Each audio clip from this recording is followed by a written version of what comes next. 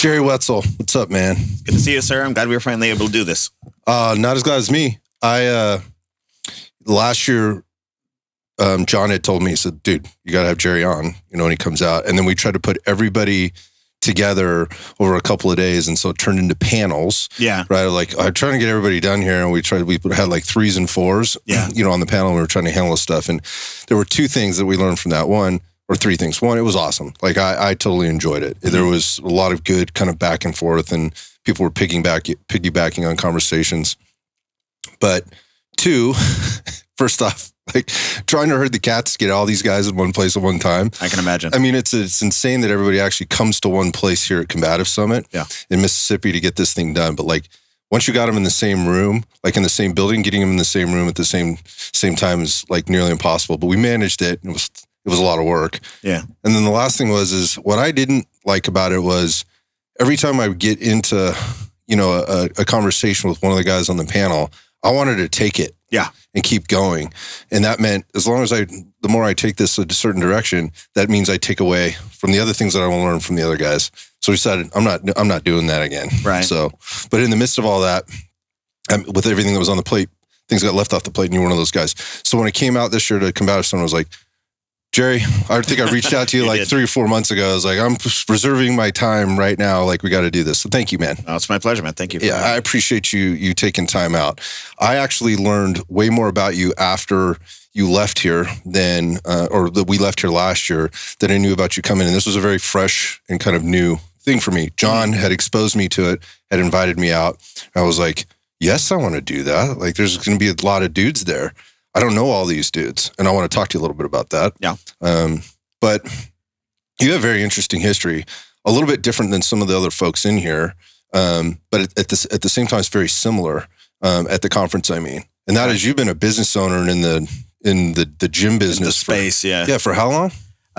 Since 2001. How did this start? How did which? Well, the business itself, like how did you get into all? Let's go all the way back to the beginning. Let's rewind the tape. Okay. Let's go back to the beginning. Like, who is Jerry Wetzel? All right. Oh, good Lord. Try not to sound too pretentious. I was a martial arts nerd, like so many of the other guys who train.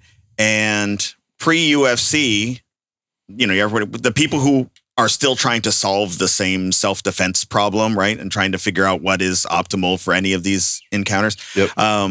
We're all searching around. We hadn't really integrated things, and Vale Tudo wasn't big in the States.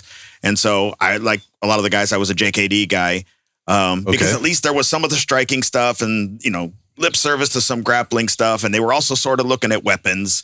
And, so that was my first inroads. And the UFC hit. And everyone went, oh, jiu-jitsu's a thing. We got to get jiu-jitsu.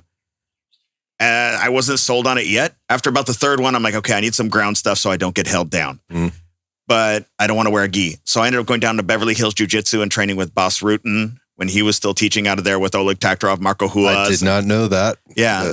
And that was really fun. But I figured, okay, he was still fighting in Pancras at the time. So there's still some of that ground stuff. Yep. In hindsight, like from a practical standpoint, my training time would have been much quicker if I was doing jiu-jitsu. I think they still have the edge on the positional game when it comes to dealing with somebody on the ground. Right. Plus the cloth stuff does come into play a lot. But it was still fun, and we vibed as far as like his coaching is very similar. Like he had a lot of humor in there. He was very approachable. So that's I was doing that. At the same time, because my focus was on self-defense, I started finding out more about like putting on the suits and doing stuff. I didn't have a fist suit or a red man at the time, so it was whatever helmet and whatever kind of things you could cobble together so we could start fights with each other. So then was trying to apply the stuff I was working out there into an actual fighting application. And that just kind of continued to evolve over the years. My focus was always on self-defense. By the time I had any real game, I had already started accumulating injuries from other stuff and so I was never really competition minded. Yep. There was a lot of like what we would call now force-on-force evolutions and stuff like that. And that's kind of where the knife defense program evolved out of, that same training ethic. Gotcha. So let's time out on this for a second. So here's some of the similarities. One is, we just covered this, so I'm going to divulge your age here. You're 52 years old. Go about to be 52 in a couple of months here. And so what's similar across a lot of the folks teaching here is they were students of martial arts, like in the broader picture. They understood the history of it. You mentioned JKD, Jeet Kune Do. There's be 25-year-olds listening to this who know who Bruce Lee is, but don't know that, right? Like they don't know the history of it. They don't know where that came from. They don't know, like in the 70s, like that was kind of the thing. There was a lot of karate happening, right? For 25-year-olds, there's always been jiu-jitsu. And that's what I mean is this became the solution through the UFC, and as a result, hit the mainstream. The Gracies did what the Gracies did here, particularly in bringing it here with the United States, and then everybody was now training jiu-jitsu because it was so effective, right, against these other martial arts. Nobody had trained on the ground like that. Nobody knew how to do that. Submissions were not really a thing. They are in catch wrestling or whatever else, but not in this.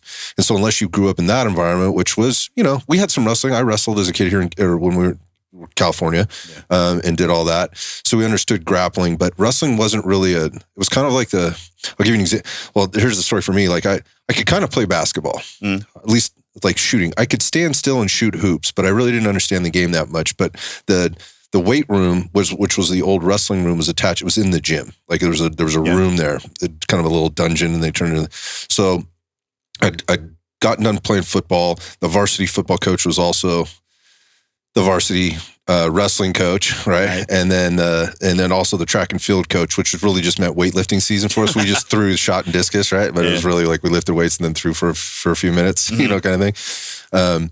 But the point was like I'd go out there and shoot basketball. He's like, hey, dude, like if you can play basketball, you might want to play basketball because it's way more, I think what he was trying to say was socially acceptable, but basically what he says, you're going to get way more girls with that than you're ever going to get with wrestling. And my point is like, it wasn't actualized. It wasn't really a sexy sport, right?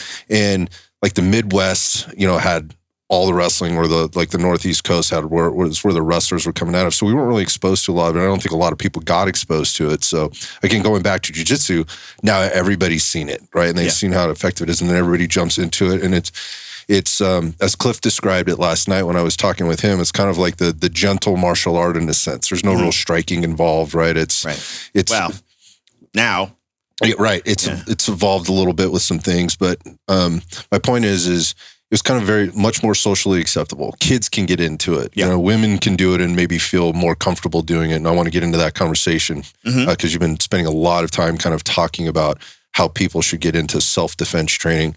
But jiu-jitsu has become the answer, or became the answer for a lot of people for a long time. Yes. But for guys that had done other things, they recognized there were other things out there. And that's the interesting part about this group is they've done so many things and been involved in and become very skilled and very knowledgeable in multiple disciplines. And then it all comes together in this. And then we're talking about the knife, the quote unquote knife stuff, which obviously is not as gentle, right? And it looks weird to a lot of people.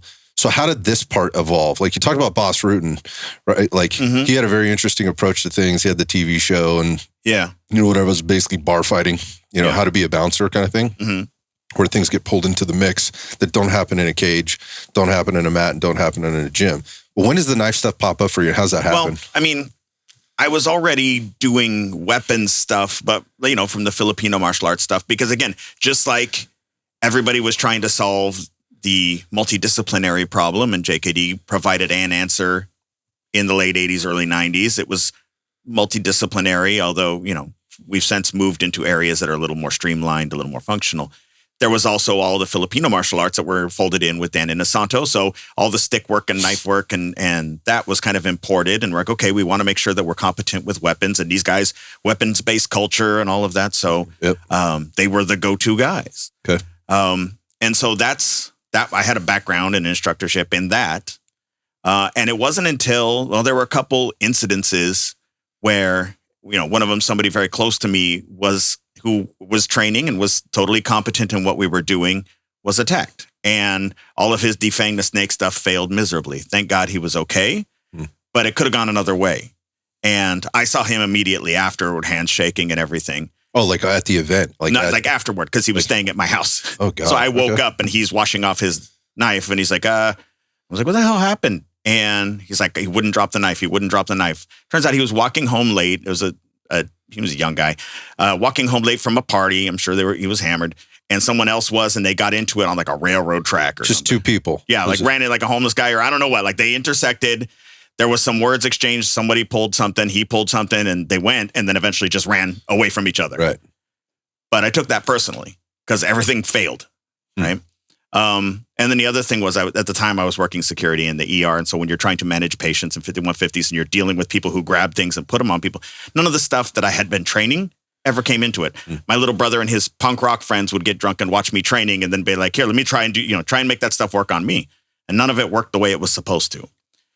So eventually I had to scrap that. I had already kind of moved into an MMA type training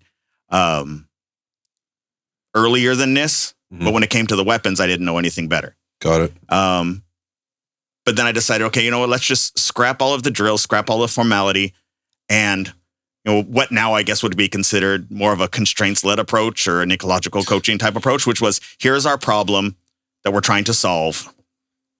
Here's a weapon for you. We'll get like 3 guys with training blades, set a timer, and I'm just going to try and survive one at a time. So once I get done and I finally get control of your weapon, we'll send the next person and we'll just do 3-minute rounds, 5-minute rounds. Trial by fire. Yeah. And let's just work it out. And when they have total freedom of action and they can do whatever they want, there's only so many things that'll hold up.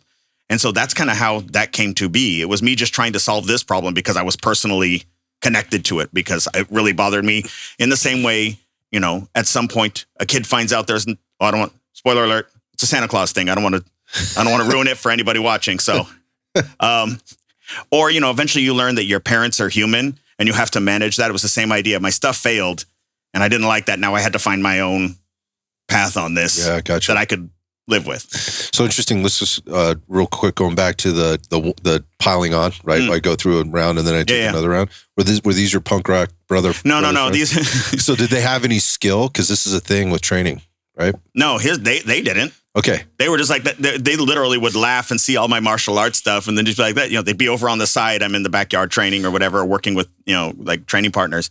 And then they wanted to try it. And even though, some of it you could pull off, but I'm like, against who? And that was hard to do, let alone if he was actually coming at me. And yeah, that's what I mean. So like you're using training opponents that aren't really skilled, at all. Which is the majority of the people. They're carrying around a knife in their pocket or whatever. And they're trying to make you look bad. Yeah, and they don't care. Like, and there's it's not life and death. There's certainly ego and bragging points involved with this. Yeah, right? so they're not playing into it, and they're not letting me try anything, and they're not worried about how I feel about it.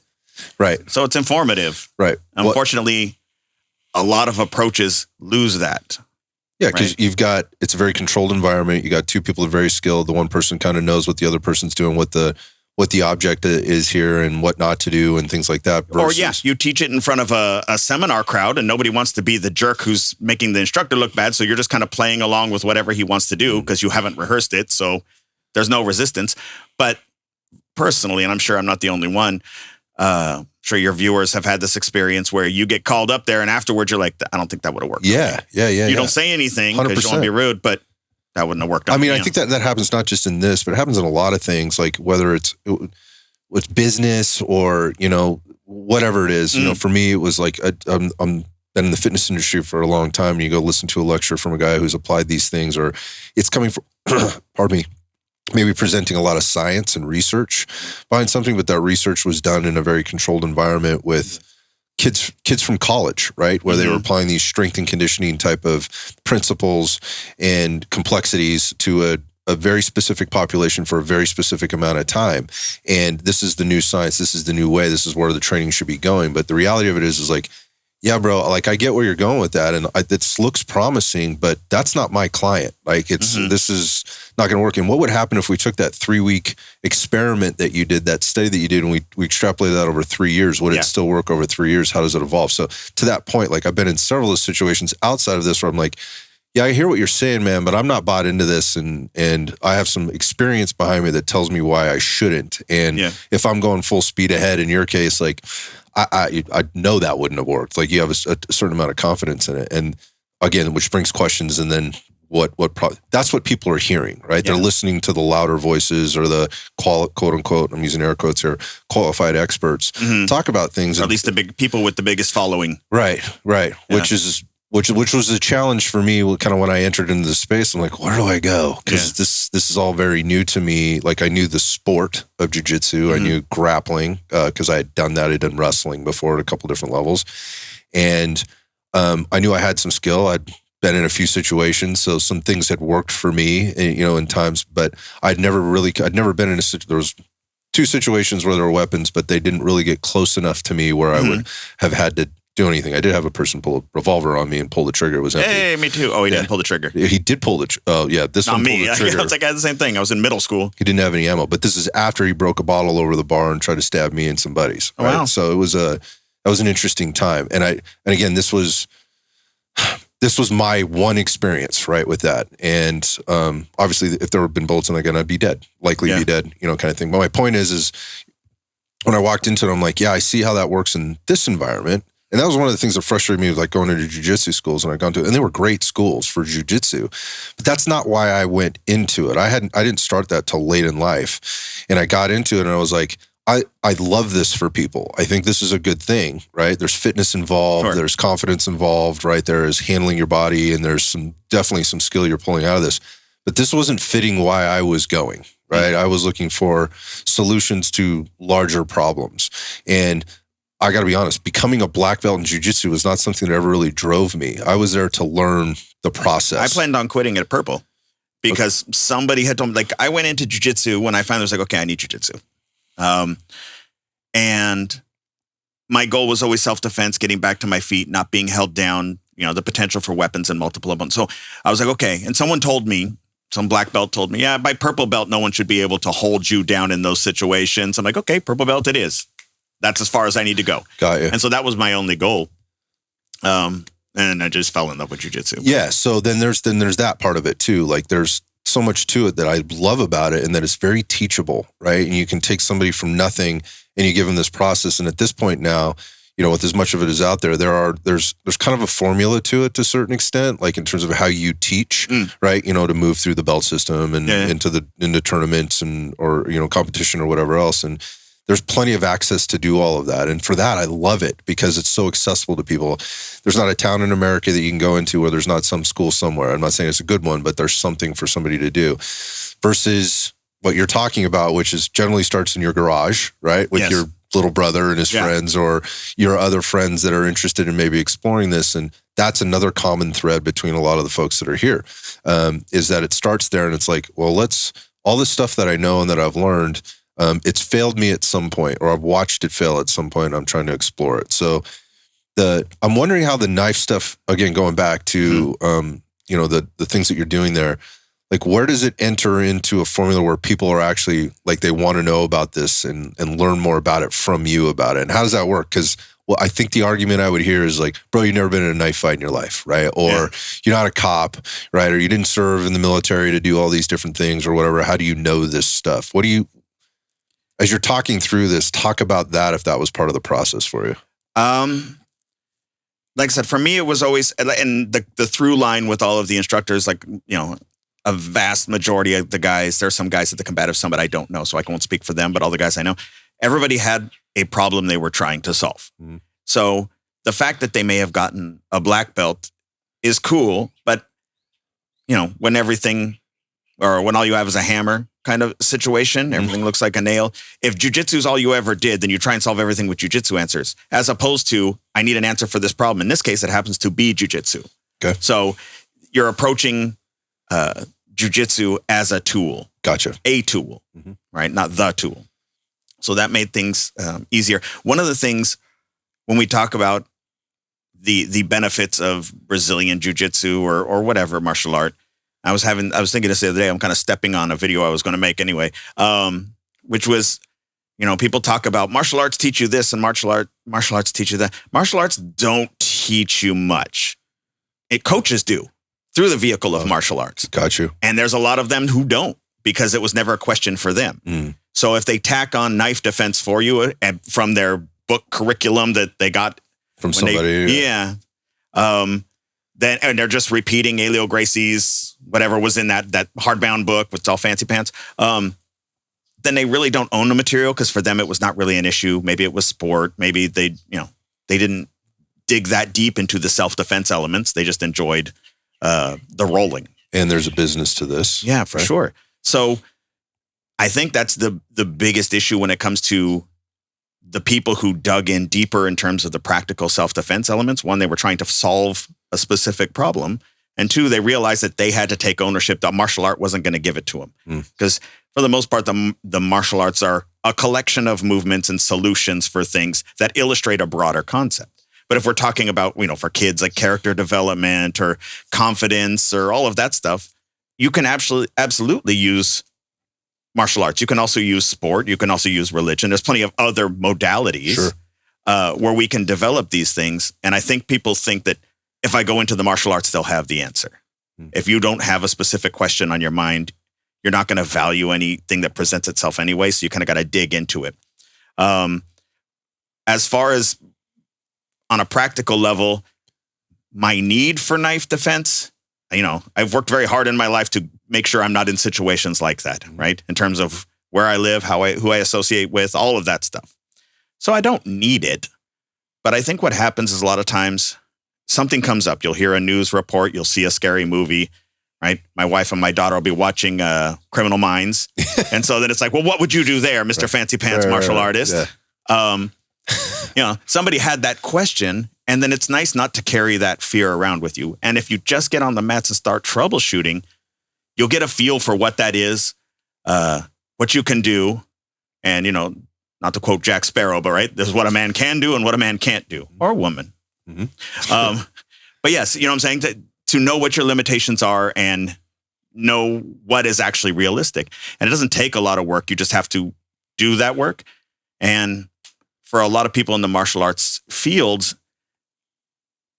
and it's one of the things that annoys me about the keep it playful stuff, is you have people who were, if we look at raising athletes as raising children, right? They were raised on keep it playful. And the second they get booped in the nose, it changes things, right? Given my age and just what was going on in the martial arts at the time, the guys my age all came into jiu-jitsu with Vale Tudo, with MMA in mind. So punches were always a thing. Okay. And I know brown belts who've never been punched in the face because they'll come to a course and we're working on something and you see the shock and the reaction and there's not a default program in there. Gotcha. Their focus was different. So then it does come down to, as a coach, what kind of athletes you're raising, and what that coach specifically values. And I think that's a common line with a lot of the coaches that are at this event. Yeah, I would agree with that statement for sure, 100%. The focus is, I don't have to worry about, what I don't have to focus on is getting punched in the face, because that's not what we do here. There's a rule set here. Like we have rules. Yeah. And what we're talking about is no rules. And I think what you talked about was like the speed of, what I heard you talking about this morning was the speed at which things work and which things happen, and that eventually you're going to have to go, like you said, you put on the suits and the helmets and things like that, and you have to go to see if does this really work, right? Yeah. And not very many people are willing to do that. And so it takes kind of some pioneering, if you will, of garage workouts or, after the gym closes down, kind of thing out on the mat. It was the knife defense program, because of my angst against all the stuff that didn't work. I mean, my sour pants still come across sometimes when I speak on it, and I shouldn't. But there are things out there that are giving people wrong ideas about how to protect themselves, and I take it personally. I lost my train of thought. What was I talking about?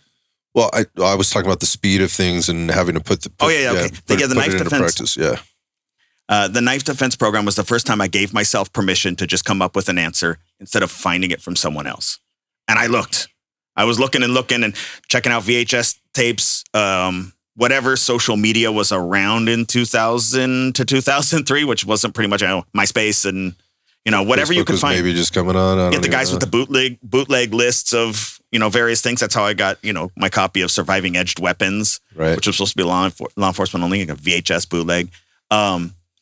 But you just went out there and tried to figure out what the reality of things were, and work from that. And I couldn't find anybody that was coming up with any answers different than what I'd seen. So we're like, all right, we're going to have to just figure this out on our own. And then I realized you could do that with a lot of things. And if you have a little bit of a background, whether as a coach, that's the nice part is I always had access to people and other coaches that I could bounce things off of. Yeah.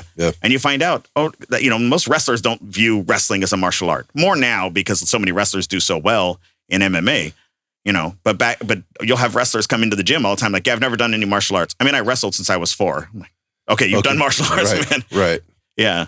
But yeah, it's once you're able to be free to solve the problem on your own and not have to look elsewhere, you get in the habit of being able to consistently problem solve on the fly. And then you can, like I said, it's so crazy to have you guys like sitting in on my classes when I come to the Combatives Summit and asking me questions on that, because these are all guys I respect who have their own answers for a lot of different things. And to be able to just kind of make little connections for people that make all the difference, and their background patches up the rest. Yeah. So yeah. Yeah, that's a unique thing about here. Again, with there's no one school of thought, right? Yeah.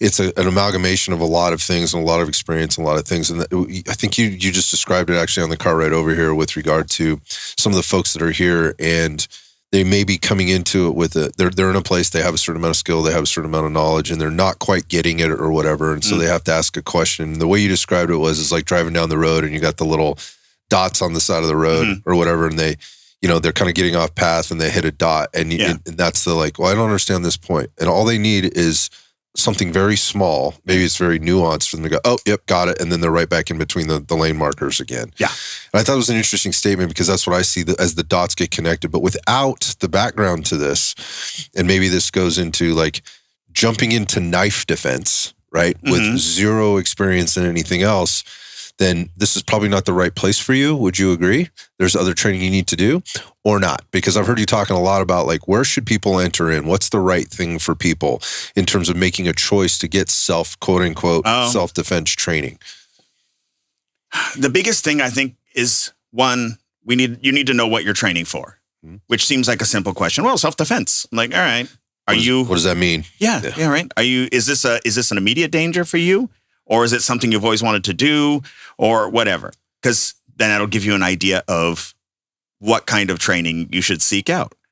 And you need to this is your butt on the line. You need to be free to be able to ask questions.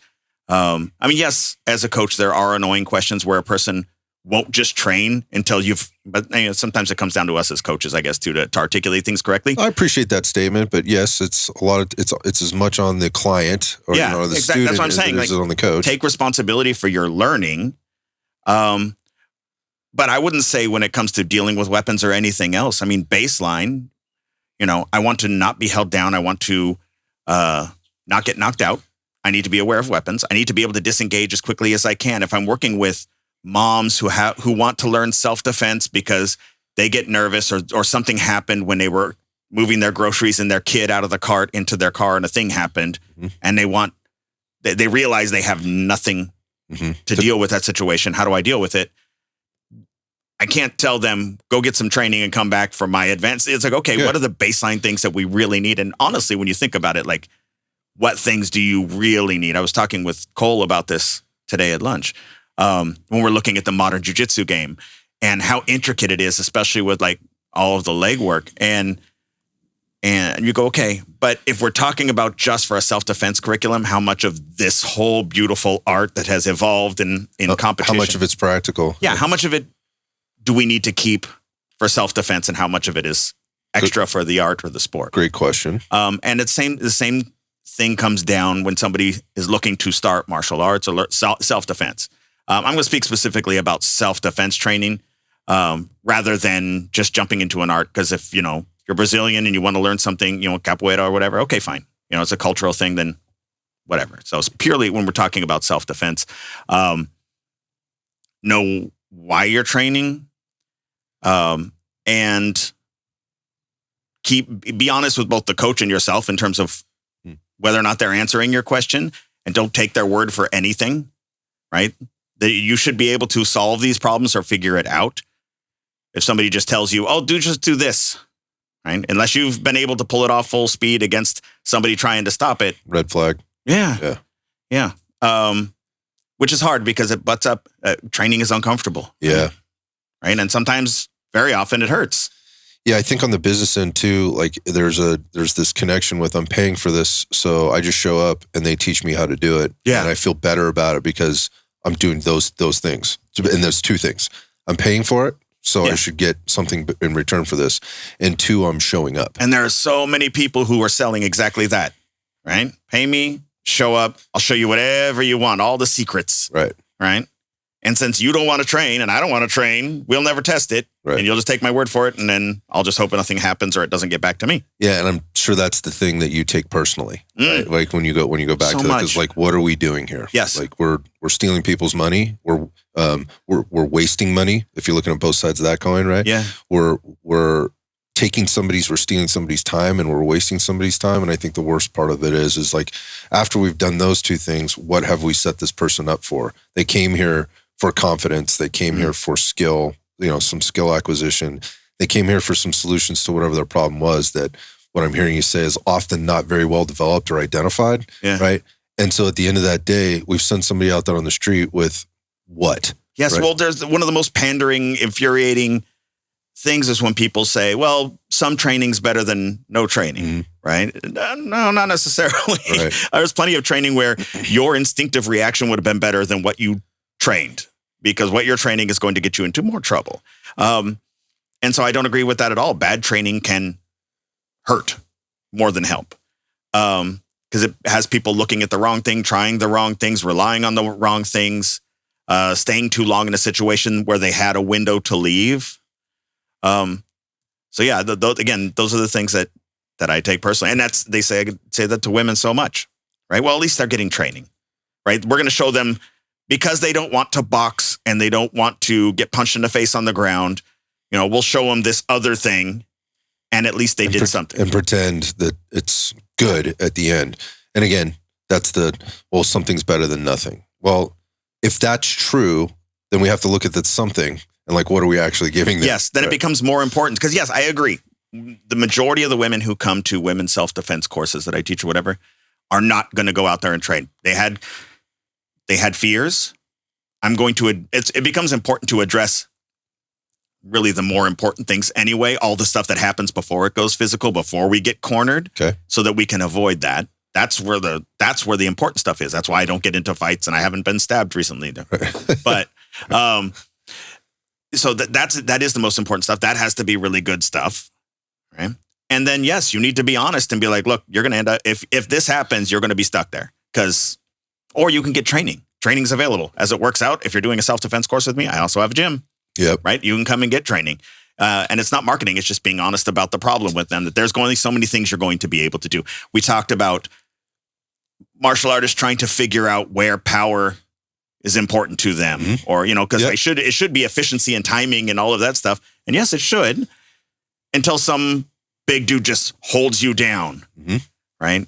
I remember when I first started jiu-jitsu, I had a friend who he was lifting all the time and he wrestled. And granted, I was a white belt. I didn't have much, but I had something and I had rolled and stuff. And he eventually literally pinned my arms down from inside my guard, and I just got stuck and didn't know how to get out of it.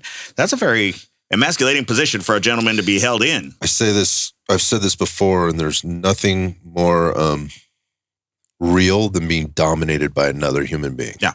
Dominated.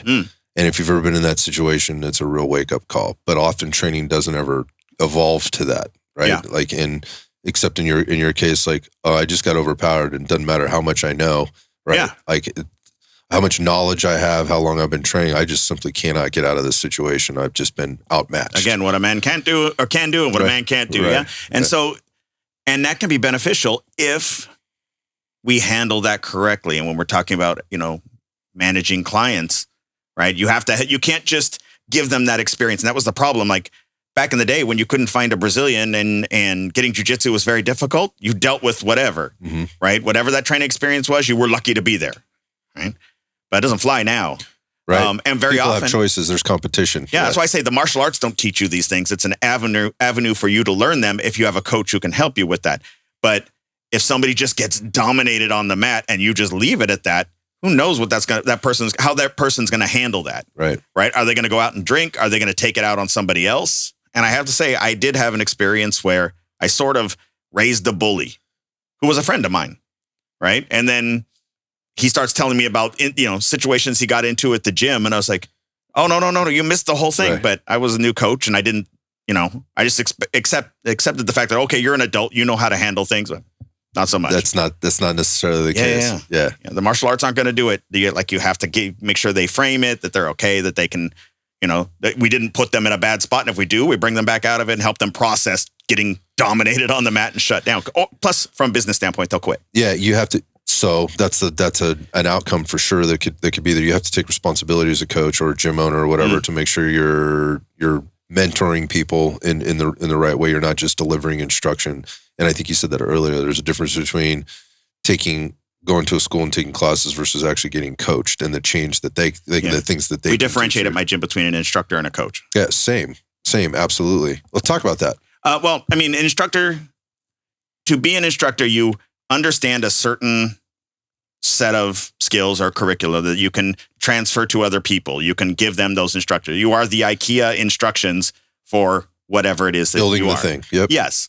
But a coach should be able to look at the thing, be able to work with the thing that doesn't need the instruction sheet so much as being able to solve problems in real time. If this thing's wobbling, I know what to check to tighten the bolts. Yep. I know if a piece is missing, and I can develop the individual on more than one level as opposed to just transferring information like for like. Mm-hmm.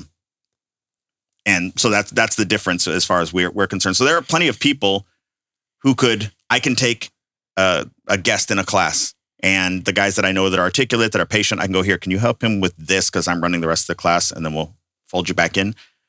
Which is where they're learning to coach. Yeah. But they have a limited access to that person. Like, this is all I want you to do. Don't go beyond that, because right and left gutters. Yeah. Because a coach understands what not to teach yet. Mm-hmm. Right. Like, if you just, because I used to think when I was still learning. Yeah. Do you get from the A point on the outline to the Z point on the outline? As long as I've done that, success. I've done my job. Right? Yeah, exactly. Yeah. Like, and it's part of, I guess, imposter syndrome when you first start coaching. Like, I have to show you everything I know about this so that you understand that I know what I'm talking about. I don't think there's a coach in the world that hasn't gone through that. Yeah. Right? Yeah.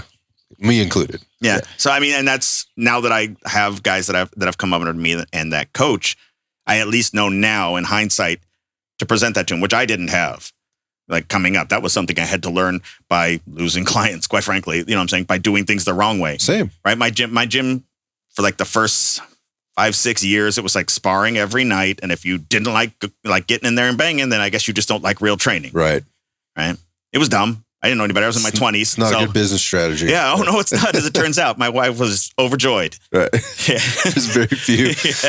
As you mentioned, there's very few people that are willing to actually do that. It's a very limited market segment, right? Yeah. And you have to ease them in. Yeah. And it's not even the best way to learn, because a lot of times, especially if they're new, they end up building like these stress reactions that I have to undo later, because basically they're like abused dogs. Yeah, they weren't set up for success at all. Yeah. In the end. So not a good business strategy. And if you say you care about self-defense, you drove away all the people who needed self-defense for the guys who were naturally fighters. Right. So who are going to train. Yeah. Right. Which is, again, a very limited market segment. Right. It is. And by the way, they don't like paying very much. This is true also, yes. I know that from experience. They don't stay very long. No. Right. No. They're often program hopping. They get frustrated with something because they're not as good as whoever, and it's the coach's fault, or whatever. And they oftentimes will present themselves as though they're a coach on the mat, and they'll start like side coaching on the side to people, because the new people always go, well, this guy's legit. He's a fighter guy, so he knows what he's talking about. Very true. It doesn't even have to be a good fighter. Yeah. He just has to have fought. It's the Dunning-Kruger, it's the peak of Mount Stupidity, kind of thing. Right? Exactly. And like, how far do we have to go from there to realize, how much we don't know, kind of thing. Yeah, for sure. So talk about the gym, talk about your clients, talk about your students. Like, who are these people? Where are they coming from? And why, and how do they find you? And why did they come to you? Well, it's two separate things when we're talking about this, because at my gym, you can't be was it difficult to be a profit or impossible to be a profit in your hometown? Yeah. Right. Okay. My gym, my brick and mortar business is a standard MMA fare, jiu-jitsu, Muay Thai, that kind of thing, conditioning classes, kids class, teen class, adult classes. People want. It's the neighborhood MMA gym. and I love it. And I love the people in my gym. I have kids that are in high school. I have kids that are in college that started in my kids' class. Mm-hmm. And so to watch their progression and watch them evolve, and when you get the feedback from parents saying, so cool. Yeah, it's great and it's rewarding. And I could never step back all the way and like retire, like, okay, I'm done with that. Yeah.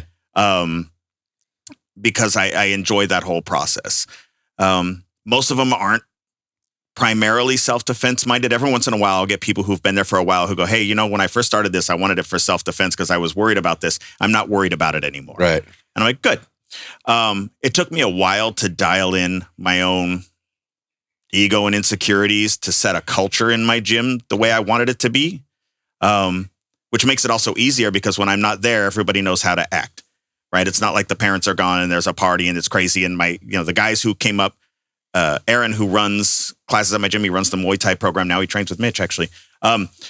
He was with me since he was 13. He's 31 now, right? So, and I gave him his black belt last year, I think. And he knows how the things are run. The families are all bought in with it. So if I'm not there, the moms help take care of things. And it just, it's like an organism. I was just going to say an ecosystem. Ecosystem's a better word. Yeah. But yeah, so that runs great. And then when it comes to the red zone stuff, like this year was weird because I did a lot of traveling, but I try and do like one workshop a month, and I'll get a couple people from the gym, but people will drive in or come from all over the place to come do those courses. Okay. And for those courses, it's the same people who come to the Combatives Summit, right? It's the people who have a problem they're trying to solve, and for whatever reason, they have found utility or think they will find utility in a piece I have to offer, whether it's adaptive striking or whatever. And so they'll come to the workshops for that. They're not like the tactically terrific dudes who come in all like suited up. I mean, I used to get those guys too when I first started doing like, oh, knife. All right. They come in and you kept having to pat them down. And they kept putting things back in their pocket. And you're just like, really? They come in button up shirts and jeans and to a jiu-jitsu class. I'm like, what the you know what I'm saying? Like, it was just, they didn't really get it. And I didn't know how to manage because it was so weird. Yeah. That's funny. Yeah. They're like, well, fight how you train, man. Yeah. Or train how you fight. I don't know, whatever. Yeah. So. Well, that's what the internet told them, dude. To be fair, when's the internet ever wrong? Right. It wins every time, man. Yeah. But yeah, so it's interesting.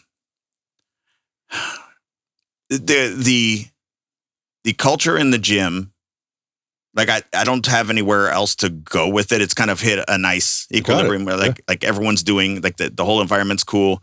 So I have the benefit of having students over more than a decade, and being able to grow, and then that kind of keeps feeding in. Like I have students who have kids in my kids class now that were like really young when they started at my gym, and that's so we like the whole family. I'm just trying to draw them all in. Sure, yeah.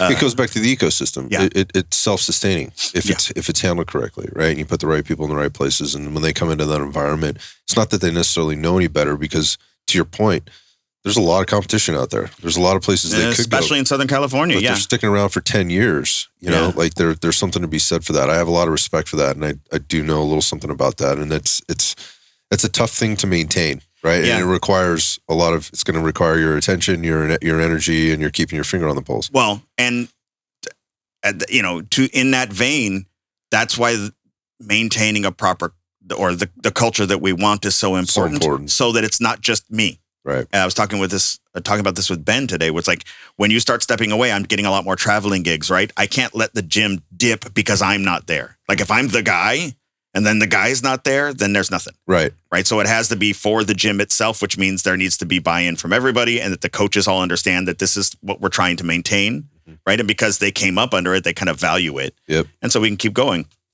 Sounds like I'm describing a cult, but no.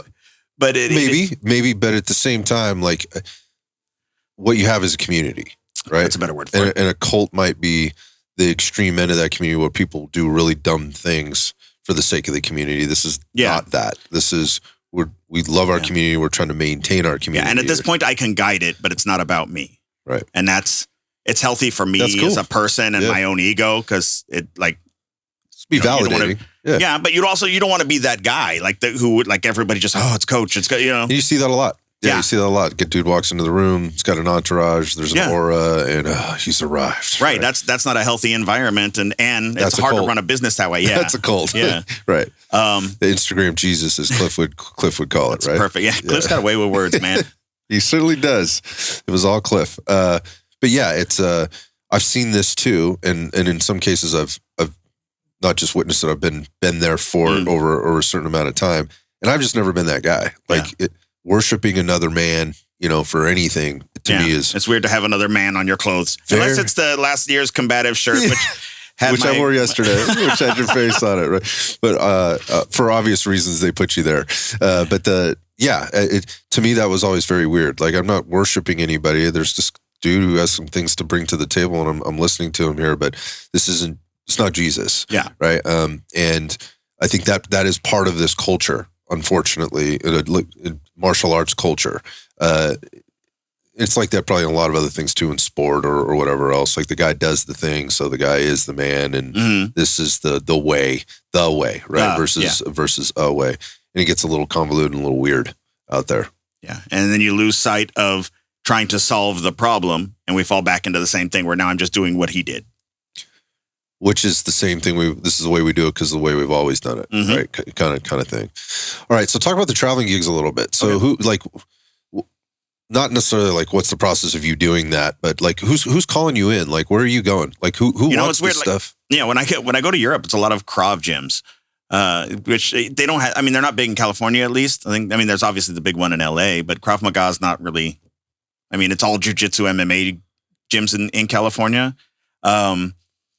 So when I travel to Europe, it's a lot of either Krav Maga gyms or formerly Krav Maga gyms trying to find their way because they didn't like that approach quite right, and they're kind of trying to figure out the U.S. combatives thing. Okay.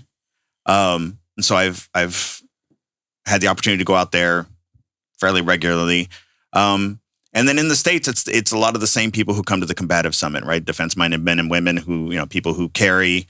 I don't have a big inroads with law enforcement communities. Like I do some regular stuff with the marshals in California. Okay. I got a gig in Grapevine, Texas with the PD down there with Cliff. Yeah. But for the most part, it's civilian that I work with. Okay. All right. Great. So it's a very wide, market segment. Right? It's so much easier anyway because the whole use of force situation with them is easier, right. And especially when people are the department's paying them. Like they all are spending their own money to come to this thing. They want to be there. Their time, their dime. Yeah. Yep. They're not being voluntold, as they say, to be there.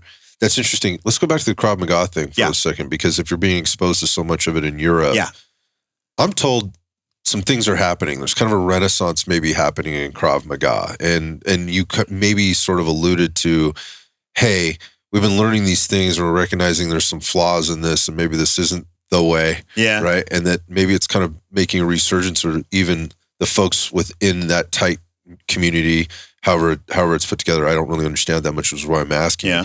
Are looking at it maybe differently, and maybe even upsetting the apple cart a little bit on kind of what's happening. That there's maybe a little bit of a revolution there. It's kind of coming back in a different way. Yeah. I'm seeing that a lot. A lot of the guys that are keeping the name are keeping it because it has recognition over there. It's like CrossFit. Yeah, yep. Exactly. And so even if they're not doing it, they're still advertising it. But I think the same thing's happening in jiu-jitsu as well, where like it used to be just accepted. Well, Krav's just a street art. That's the street art. They're hardcore, Israeli military, whatever, the propaganda that was behind that. And jiu-jitsu had the same bona fides where it's like, oh yeah, Hoist Gracie, UFC, and it was, born in the streets of Rio or whatever. Right. And then everyone's recently on both ends have been going, I don't know if that's true. I feel like we're lacking in these areas. We don't have any, for jits, they don't have any weapons game to speak of. And they're not the weapons based environment stuff is almost non-existent. And when it's in there, it's pretty bad. And with the Krav thing, they all train super hard and they're always thinking about street stuff, but the training model wasn't a combat athlete approach. Okay. So there was some issues with the way that they train. A lot of times when I teach at Krav gyms, I'm trying to keep people from killing each other. There's a tempo thing that you have to manage. Yeah, because everybody goes full speed all the time. Like, you don't have to go full speed. And if you mess up, someone's going to get hurt. We're not going to be able to finish training, right? And so we spend a lot of time explaining how to train. There's also sometimes an issue with some of the drilling for the gyms that tend to do, the bad guy does their move, and then you do several moves to them and then kick them in the groin. Right. No groin, no Krav Maga. But I think, like I said, a lot of them are starting to figure out, well, maybe I should go train some of this stuff. And once they get exposed to a more dynamic training methodology, then they're like, oh, this kind of makes sense. And that you see that progress happening much more quickly. And you can feel the progress because it's not just you doing the moves.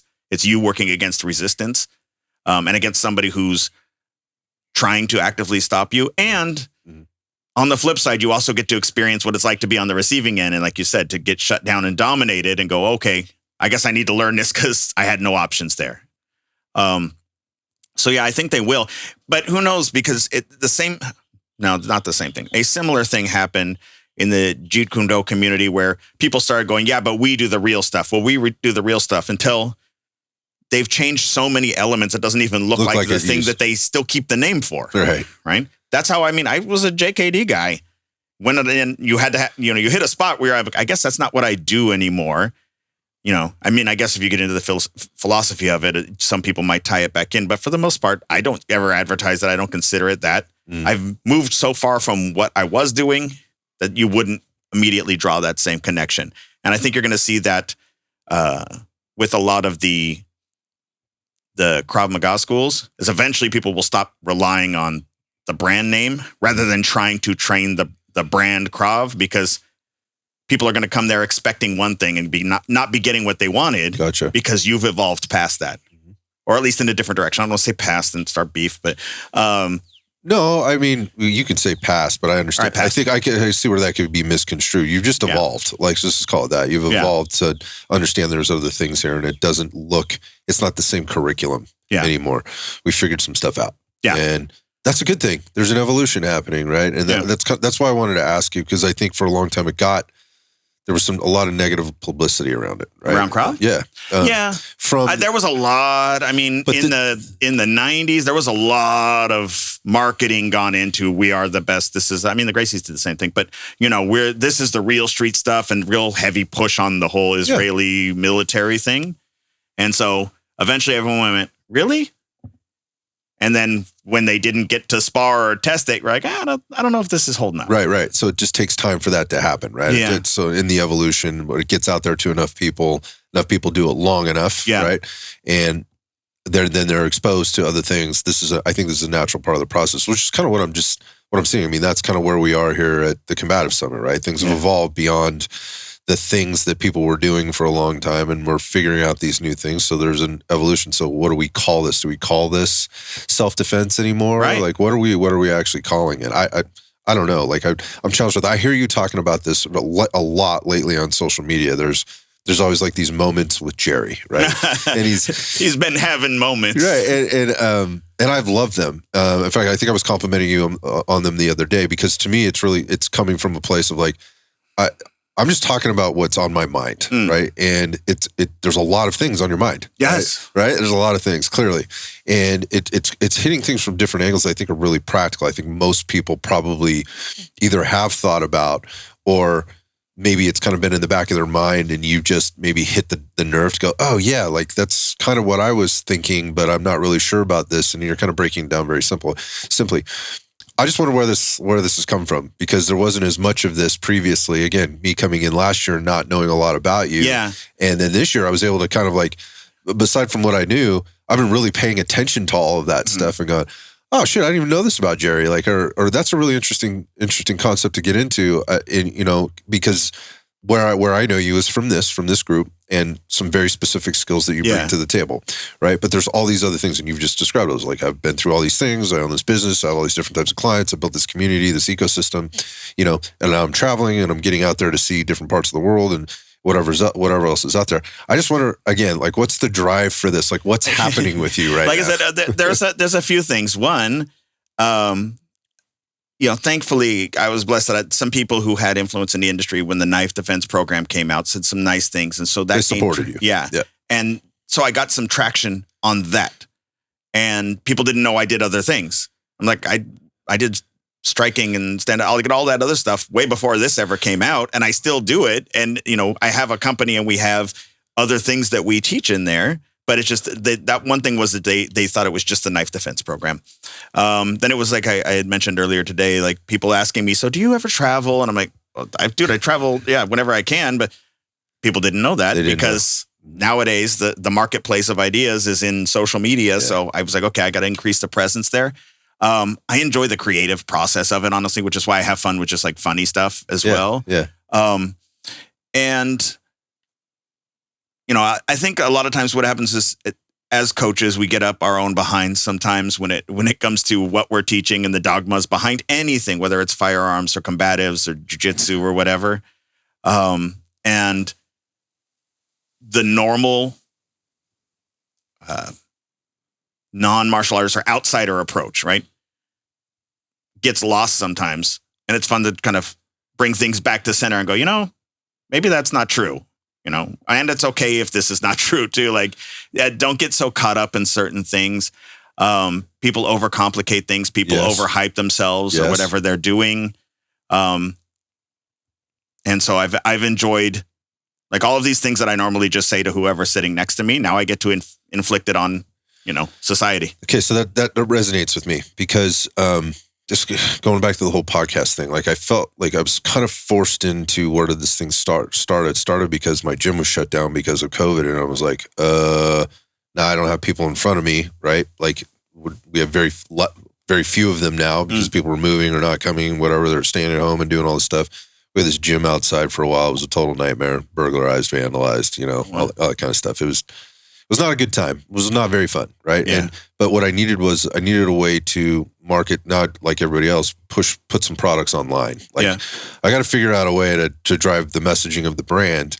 And what was like a typical conversation on the floor, like with somebody on a daily basis, and it's just the same for you. I mean, a lot of what we say is the same things. We're saying them over and over and over again, maybe in a different way, and we're packaging it different for the person standing in front of us. But now I didn't have those people, right? And so I was trying to reconnect with my industry buddies that were out there suffering for the same reasons, and commiserate a little bit, but also collaborate and try and spread the brand. And so like the first thing when people said, "Dude, you should do a podcast," right? And this was not. The podcast has become much more popular, but it was popular then. And I was like, dude, who's going to listen to me? Like, I don't like, this is what I do. Like I talk to people, if I'm not solving a problem for somebody, what am I going to talk about? Right. So then you have to step back and go, well, what do people want to hear? So as going back to my internet thing. So you go to the internet and go, well, what is everybody else talking about? Which is likely how they figured you out from the knife stuff, right? Like the knife defense stuff is like, well, a lot of people are talking about this right now, and all of a sudden Jerry pops up on their radar because they happen to catch something and somebody said something nice about it, and now that's what you're known for. So that's an entry into it through a specific thing. But for me, it was always like, I'm doing all these things for these clients, or we're doing all these things for these clients all the time. What am I going to talk about? And so for me, like I started out with like, well, I got to get some really interesting people in here as guests to talk about some very specific topics. And, I'd started with like some chiropractors, some physical therapists, some other people in the human performance space that did very specific things, worked with very specific athletes. And it was very interesting to me. But at the same time, it wasn't, and I was getting to have conversations that, because I was bored, right, and angry at the same time, right. I was a good motivator. Yeah, I was able to connect. So, but my point was like it started to get very specific around things, and then it's like that kind of takes you into that path, and now you're just talking about that. But what I realized was when I started to get feedback, which is actually interesting with podcasting because it's not easy to get it. It's better now because I think people feel more comfortable reaching out to make comments, or, when they share stuff, they'll give you specific feedback. The best place is when you come to places like this and people stop you and they go, "Hey man, I listened to your thing." That's and cool. my point is what they were telling me they were getting from it was not any of those very specific things. It was more of the conceptual content of the fundamentals or the basics that they thought they had a really good handle on and recognized maybe that they didn't. My point of all this is saying is like, what I should be talking about is what most people are probably thinking or don't think about. whatever those things are, rather than diving into a very specific niche of something, which is like a marketer's worst dream. Like if you hire a marketing company, like, okay, what's the thing that you do? Right? And they're trying to drive you into this box, right? Or to a box, right? You know, like this is who you are. You're the person that does the transformations, right? You take people from 500 pounds to 150 pounds, or you're the bodybuilding coach, whatever. And there's a place for all of that. But for me, like I was dealing with all kinds of people, much like your business, right? Like you're dealing with all families and people that are maybe a little bit, they want to compete, and then you have this other thing on, you have all these different things that you're doing. And so for me, it was the messaging was started to become more like, hey, let's just cover some broader topics and try to maybe squash some myths, right? And squash the confusion. Let's get through to some truths and try to make it digestible for people.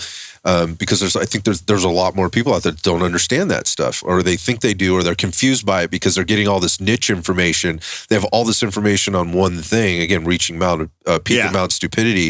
And I'm like, dude, you're way out of bounds here. Like, let's just come back to these things. Yeah, we call it the myth of cross-context competence. The idea that because you have so much knowledge here, you know, because you're a black belt, you must know about weapons defense.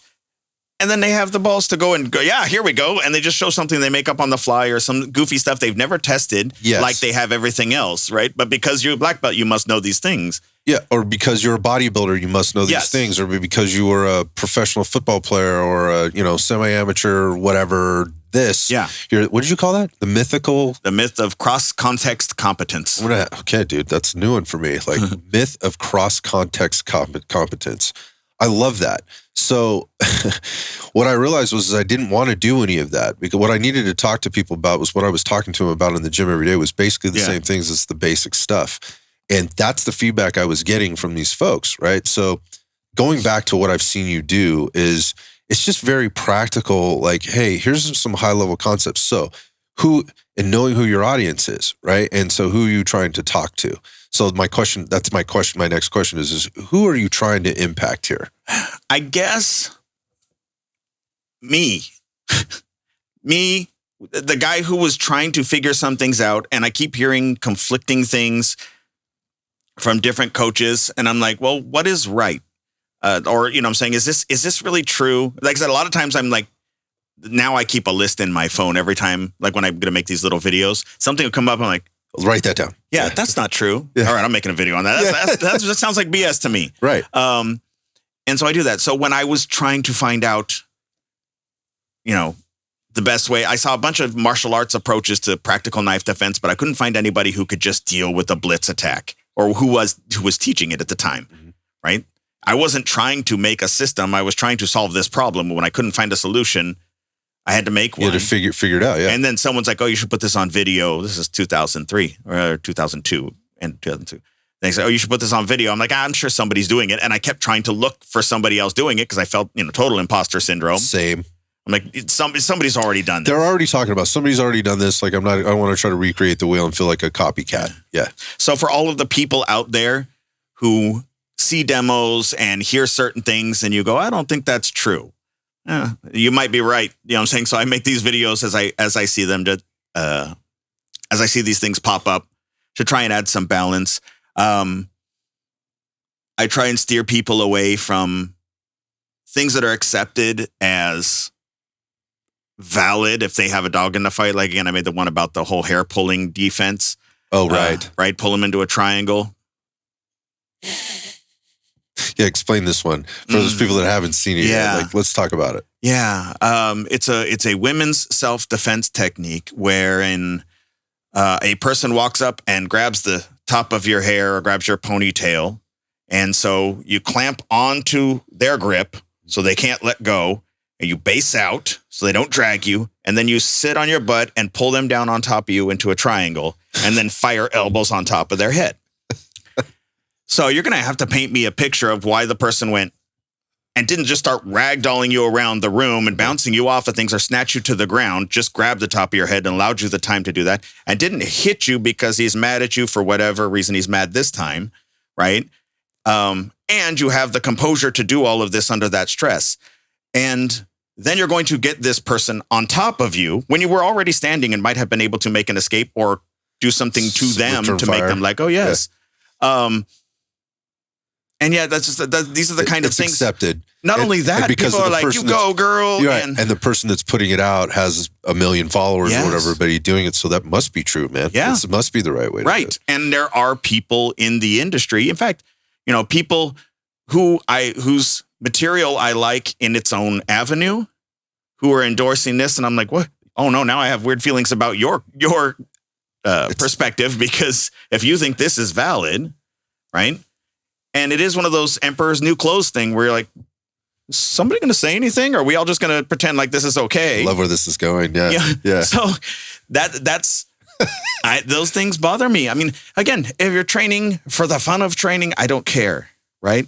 But if you're taking advantage of people who have fear and you're offering them nothing, right? You're offering them placebo and they have cancer, right? Shame on you. I got a problem with that. Yeah, shame on you. Yeah. And so that's the hard part, because I'm like, I'm not trying to make enemies and I'm not trying to be a negative Nancy. I'm just, somebody got to say something. Yeah. So I hear you doing that. I don't actually see you directly like trying to bash any one person or any one thing either, which I appreciate, because I don't think you need to do that. Like, again, the person has 1 million followers.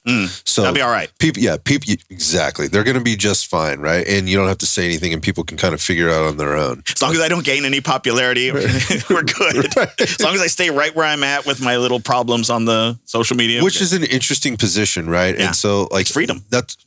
That's exactly what I was just going to say. It gives you the freedom, and you can sleep well at night, look yourself in the eye in the morning, knowing that you're just being you and you're just doing your thing. And at the same time, you're calling some things out. It doesn't have to be about a person. It's a thing, right? And in some cases, maybe the person does need to get called out.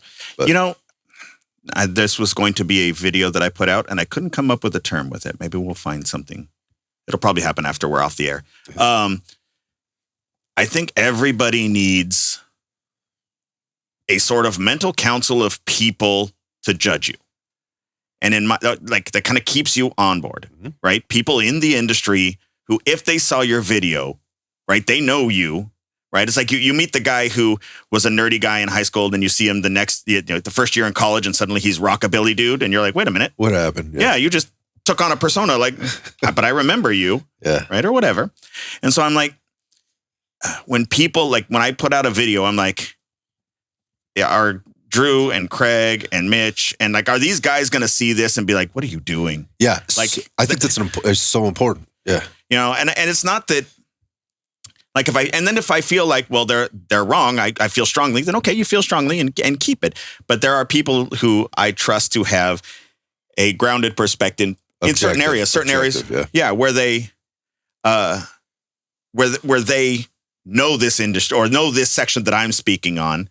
So I can't keep myself from just going and saying whatever I want. I'm like, okay, but if those guys saw it, would they be like, we'll pretend you didn't make that video, Jer? Yeah, I think there's so I agree with that, because I've handled myself the same way. I've tried to be very careful, right? And I think, like, so you've earned some trust, right? Yeah. And you trust them, and you haven't bought that trust. There's not an advantage to having them as your friends, except for that very valuable thing. Versus, well, I'm in this circle. Okay, so we're going to describe a similar circle, but with a very different goals and values alignment. And like, we're in this circle because we own a business together, or we support one another's businesses. It's very specifically where we're all making money off of this, or our reputation is very important that we keep it in this circle type, because there's money attached to it. There's outside relationships beyond that are very important. We don't want to fuck those up, and we need to keep this really tight to the chest, kind of thing, which can get really weird, because then we're not being honest with one another. We're looking at it from a different perspective, versus we support one another because we like what one another's doing, and we believe in one another's, philosophy, again, goals and values, and kind of what they're trying to bring to the table. And the connection point is like, hey man, like, I'm not sure I agree with this. Like, tell me what's going on here. Like, what possessed you to put that video or that statement or that thing out there? And let's talk about this for a minute, for the sake of that and that alone. So I agree with you 100%. But I think where it gets weird, like, again, on like the interwebs, is there's this weird factions, that kind of come together, and it gets and that's a thing. It is a thing. They're leveraging one another's followers. Eventually, the person audiences. who's been the person who you can't criticize starts having fallings of things. We've seen it constantly. Yeah, and all of a sudden those people start talking and going, you know what, I never liked that stuff, and I'm like, really? Because you were singing the praises, and when you were in that group. Yeah. I mean, look what's happening in like the special operations community is a really good example of that. Like fitness has been like this forever. That was one of the interesting things coming into these different market segments in the genre. Mm-hmm. This one, like in particular, was watching kind of this thing happen, and I was looking at it again. It really reminded me of the fitness industry is kind of like 10 years behind it, right? Like, but there's way more politics and like BJJ than there is in anything, right? And I was seeing that happen. I was like, oh man, this feels and looks really familiar to me. So when I entered, I was much more cautious about it, right? And I was reaching out to people, and I had some very, very good fortune, I think, and luck, and also just being very careful about how I approached it to make sure that where I was getting my information from, I was being very objective about it and asking good questions. Again, having well-developed questions, going back to well-developed whys. Why am I training? What am I trying to get accomplished here? And it was only ever about like, I'm really looking for good, smart answers to this that are objective. And because that's how I am. It came from a genuine curiosity to get there. And I think that's what people read in me, right? At some level, and I don't mean to talk about myself, just that by doing that, I just only know it. I only know when people ask me, like, how did this happen for you? And I could draw a very specific, plot from dot to dot, like how connections happen and how I got into things, which helped me navigate around all the bullshit, right?